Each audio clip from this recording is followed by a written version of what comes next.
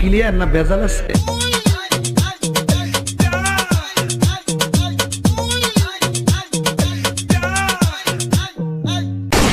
আজকে যে কারে নিয়ে রোস্ট করমু এটা অনেকে জানো আবার অনেকে জানো না, একমাত্র যারা লিজেন্ড আছো তারাই বুঝতে পারবা।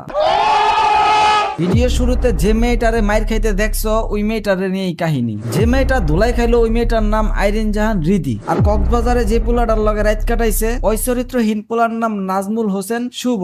এখন কথা হইতাছে এক হাতে তো আর তালি বাজে না, এইটা কম বেশি সবাই বুঝো। এই ভিডিওতে 3 ভাগে ধুলাই করা হবে, মানে বুঝো নাই?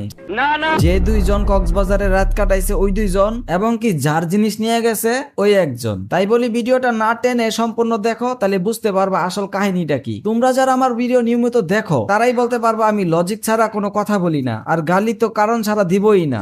কথা কি ক্লিয়ার না ভেজাল আছে?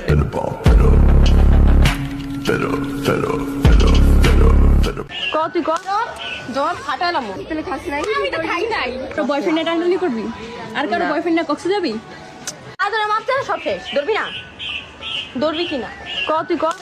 আচ্ছা, মূলত এই মেয়েটার বয়ফ্রেন্ডকে নিয়ে কক্সবাজারে গেছিল আইরিন জাহান রিদি, কিন্তু সে জানতোই না যে কক্সবাজার থেকে ফেরার পরে যে কট খেয়ে যাবো। আর কট খাওয়ার পরে তো দেখতেই পারতাছো কত সুন্দর আপ্যায়ন চলতেছে এখানে। এমন আপ্যায়ন দরকার ছিল, নয়তো বান্ধবীর বয়ফ্রেন্ডকে নিয়ে কিভাবে কক্সবাজারে যায়। গেছে তো গেছে, ওইগুলা ছবি তুললে আবার পোস্ট করছে, তাইলে তো $5 খাবেই। আচ্ছা, আরেকটা কথা, যার বয়ফ্রেন্ডকে নিয়ে গেছে সে মারতে পারে, এটা ঠিক আছে, কিন্তু আমি খেয়াল করলাম আশেপাশে কয়েকজন মিল্লা মারতেছে। ওরা কেন মারতেছে? তাইলে কি তলে তলে ওদের সাথেও রিলেশন আছে, যেটা সহ্য করতে না পাইরে ওরাও মারতেছে? আর যদি সম্পর্ক নাই থাকে তাইলে তোরা মারার কে? চুত মারানি ওই যার বয়ফ্রেন্ডকে নিয়ে গেছে ওরটা ওই বুঝবো। মাদার চোদের বাচ্চা, তোরা মারবি কে? তখন সবগুলারে দেখলেই মনে হয় তোরা 12 বাতারি। সঠিক বলেছেন। তুমি নিও না আমার লগে পাঙ্গা, আমি করব তোমার লগে হাঙ্গা। কক্সবাজার তো নিয়া ঠিকই গেছিলা, পারলা না তো হাঙ্গাটা করতে, উল্টা তোমার এই খায়া দিল, আবার বাড়িতে আইসা কট খাইলা।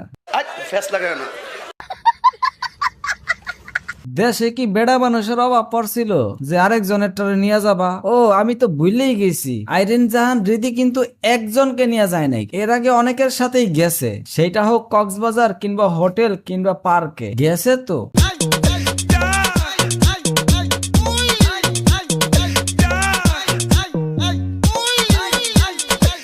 আল্লাহ হাওলা ওয়ালা কুওয়াতা ইল্লা বিল্লাহ। যাই হোক, আমি মনে হয় প্রথম 1 ভাগ বুঝাইতে পারছি।